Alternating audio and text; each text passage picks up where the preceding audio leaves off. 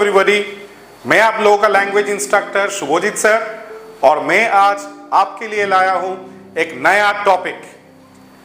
Today's topic is figures of speech. आप लोग सभी जानते हैं कि आजकल स्कूल एजुकेशन में इंग्लिश लैंग्वेज और लिटरेचर सब्जेक्ट्स में फिगर्स ऑफ स्पीच एक इंपॉर्टेंट टॉपिक बन चुका है।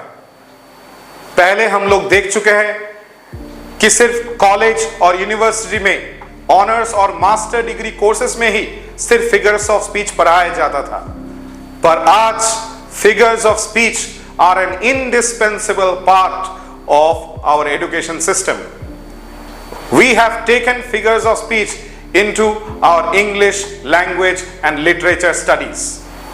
जैसे आप लोग सभी जानते हैं कि हम लोग सभी अच्छा दिखना चाहते हैं, अच्छे ड्रेस पहनते हैं, अच्छे घड़ी लगाते हैं, अच्छे परफ्यूम लगाते हैं, अच्छे ऑर्नामेंट्स पहनते हैं। जैसे ये सब कुछ हम लोग के अपीयरेंस को और भी ज्यादा बेहतरीन बनाते हैं, उसी तरह से लैंग्वेज के जो ऑर्नामेंट्स है, जो डेकोरेशंस है, that is called figures of speech. So today we will discuss some interesting figures of speech with you all. आशा करते हैं कि आप सभी को ये मजेदार लगेंगे। So as you can see, I have written for you the first 5 figures of speech based on similarity.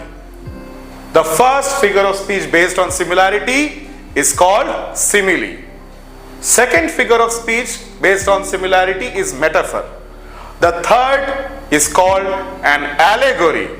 The fourth is called a parable. And the fifth is called a fable. आप सभी ने simile, metaphor, allegory ये abundantly use किया है आप लोगों के literature पढ़ाई में। आज चलिए डिस्कस करते हैं सिमिली किसको बोलते हैं। उससे पहले मैं आप लोगों को ये बता देना चाहता हूं कि सिमिली जो शब्द है, इसका स्पेलिंग ज्यादातर स्टूडेंट्स मिस्टेक कर देते हैं। सिमिली का जो स्पेलिंग है वो है SIMILE। अगर आप भी ये मिस्टेक कर चुके हैं तो आज समय है अपने गलतियों को सुधार लेने का। सिमिली का स्पेलिंग है SIMILE, नॉट SIMILIE। तो चलिए सीखते हैं सिमिली किसको बोलते हैं। सिमिली डिराइव किया जाता है एक लैटिन शब्द से और शब्द का नाम है सिमिलिस, SIMILIS। ये सिमिलिस जो शब्द है उसका मतलब है likeness. So simile is the first figure of speech based on similarity. ये जो फिगर ऑफ स्पीच है, इसके माध्यम से दो डिफरेंट चीजों को हम कंपेयर करते हैं एक पॉइंट ऑफ कंपैरिजन के ऊपर, और कुछ आइडेंटिफिकेशन फैक्टर्स होते हैं एक सिमिली बनने के लिए। पहला identification factor, the two things compared must be different in nature. जिस दोनों चीजों को हम लोग कंपेयर करेंगे वो दोनों चीजों को डिफरेंट होना चाहिए। लाइक चीजों के बीच में कंपेयर करेंगे तो वो सिमिली नहीं बनेगा। दोनों चीजों को मैंडेटरीली डिफरेंट होना चाहिए। Second point, there must be some identification marks. The identification marks will be presence of words like, as, so, such, similarly. कभी कभी हम लोग like और as देख के ही उसको आइडेंटिफाई करके बोल देते हैं कि वो सिमिली है, पर वो सिमिली हमेशा नहीं होते। सिमिली होने के लिए जिस दोनों चीजों को कंपेयर किया जाएगा उन दोनों चीजों को डिफरेंट होना पड़ेगा। और ये सब वर्ड्स लाइक, एज, सो, सच, सिमिलरली, ये वर्ड्स आपके लिए आइडेंटिफिकेशन फैक्टर होंगे कि वो एक सिमिली है।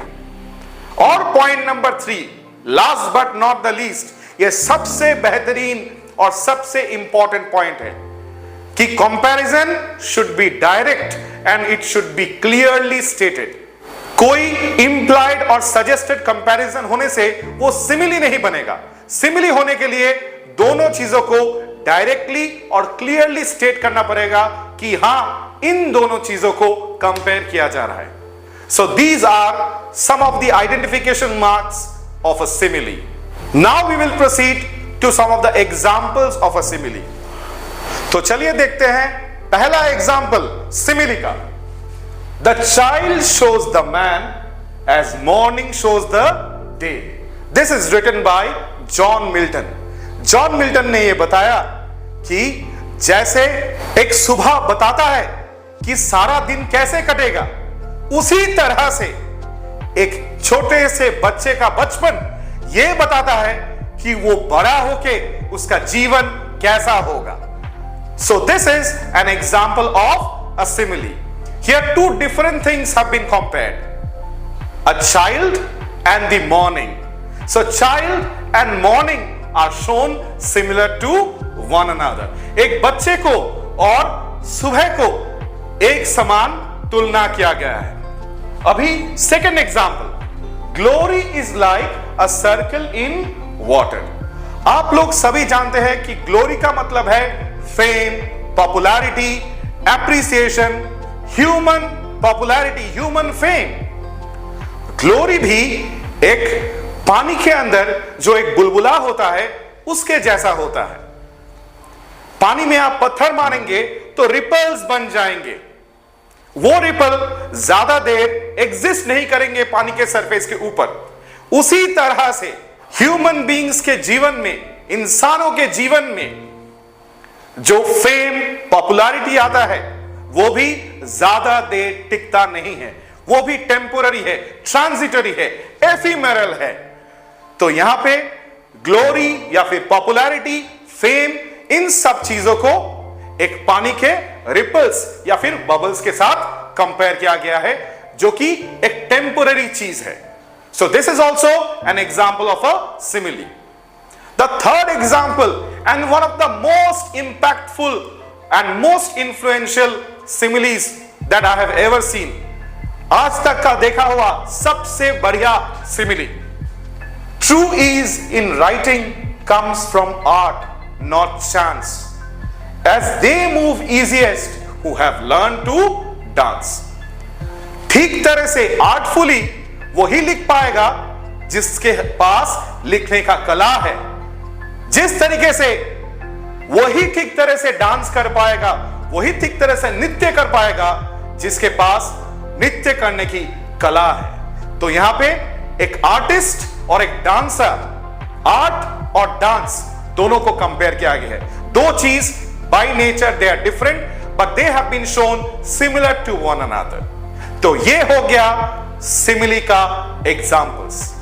आशा करते हैं कि आप सभी को ये एग्जांपल बहुत बेहतरीन से समझ आया होगा और आप लोगों के स्टडीज में सिमिली का जो डेफिनेशन है ये अभी बहुत इंपैक्टफुल रहेगा. So now we are moving ahead with the next topic, and the next topic, well, yes, you can guess it. The second topic is metaphor. It is very closely associated with a simile. ये simile के साथ बहुत मिलता जुलता एक figure of speech है. तो चलिए देखते हैं कि metaphor का formal definition क्या है. metaphor आता है एक Greek word से. ये Greek word है meta, जिसका मतलब है बियॉन्ड. और PHO और फॉर ये जो वो शब्द है ये आता है अनदर ग्रीक वर्ड से और ये वर्ड है फेरो. एंड फेरो का मतलब है I carry. So basically the literal meaning of this Greek term is carrying beyond the literal meaning. Literal meaning से कुछ ज्यादा मीनिंग एक्सप्रेस करना. By this figure a word is transferred from the object to which it properly belongs to another in such a manner that the comparison is implied, though not formally expressed. इस figure of speech में हम लोग देखेंगे कि दो unlike चीजों को compare किया जाएगा, पर सिमिली से थोड़ा डिफरेंट है मेटाफर का कंपैरिजन. सिमिली में हम लोग देख चुके हैं कि एक डायरेक्ट कंपैरिजन एस्टैब्लिश किया जाता है. कंपैरिजन डायरेक्टली स्टेटेड होता है, कुछ आइडेंटिफिकेशन मार्क्स होते हैं, और उस आइडेंटिफिकेशन मार्क्स को देख के हम लोगों को यह पता चल जाता है कि यह सिमिली है। पर मेटाफर में थोड़ा सा डिफरेंट है। दोनों अनलाइक चीजों को कंपेयर किया जाता है, पर कंपैरिजन डायरेक्ट नहीं है। कंपैरिजन है इंप्लाइड और मियरली सजेस्टेड। उसमें सिर्फ हिंट दिया होगा कि एक चीज को दूसरे चीज के साथ कंपेयर किया गया है। डायरेक्टली यह नहीं बोला जाएगा कि yes one thing is compared to another thing. अब हम लोग देखेंगे मेटाफर्स के कुछ एग्जांपल्स। तो जैसा आप देख सकते हैं बोर्ड में मैंने ऑलरेडी आप लोगों के लिए दो मेटाफर का एग्जांपल लिख रखा है। पहला जो एग्जांपल है, this is said by William Cowper. Variety is the spice of life. Spice adds flavour to food. Masala जो होता है खाने का स्वाद बढ़ाता है। उसी तरह से अपने जीवन में, ह्यूमन लाइफ में जब वैरायटी आता है वो भी जीवन जीने का मजा बढ़ाता है। That's how we have an implied or a suggested comparison. एक indirect comparison यूज किया गया है वैरायटी और स्पाइस के बीच में। यहां पे हम लोग ये नहीं बोल रहे हैं कि वैरायटी को डायरेक्टली स्पाइस के तरह कंपेयर किया गया है। हम लोग वैरायटी को डायरेक्टली स्पाइस ऑफ लाइफ बोल के हम लोग इनडायरेक्टली ये कंपेयर कर रहे हैं कि वैरायटी और स्पाइस दोनों एक समान है या फिर एक तरह है। Now we will go ahead with the next example. The next example is spoken by Scott. Hope is brightest when it dawns from fear. Hope ऐसा एक रोशनी है जो अपना सबसे ज्यादा ब्राइटेस्ट है जब वो भय या फिर इंसान के भीतर का फियर से जब वो जन्म लेता है। We all know that fear is something which we don't like at all. We don't like to be afraid of anything. We don't like to be terrorized by anything. जब इंसान के मन से जब भय निकल जाता है और आशा की किरण निकलता है, तो उस समय पे जब हम लोग इंस्पायर्ड होते हैं तो होप को कंपेयर किया गया है to the brightest ray of the sun which illuminates and dispels all darkness. So these are the two examples of metaphors. I am sure all of you must have learned in detail and you must have developed a little bit of interest regarding simile and metaphor. अब आप अपने poetry को या फिर अपने drama को या फिर अपने शॉर्ट स्टोरी को पढ़िए और देखिए आप लोगों को कितना सिमिली और मेटाफर मिलता है और उसको फाइंड आउट कीजिए। पॉइंट ऑफ कंपैरिजन ढूंढिए, आइडेंटिफिकेशन मार्क्स ढूंढिए, ढूंढ के कमेंट सेक्शन में मुझे बताइए कि आप लोगों का एक्सपीरियंस कैसा रहा। This will help you a lot in solving MCQ questions both for ISC board as well as for CBSE board. Please don't forget to like, comment and subscribe to my YouTube channel. Thank you and all the best.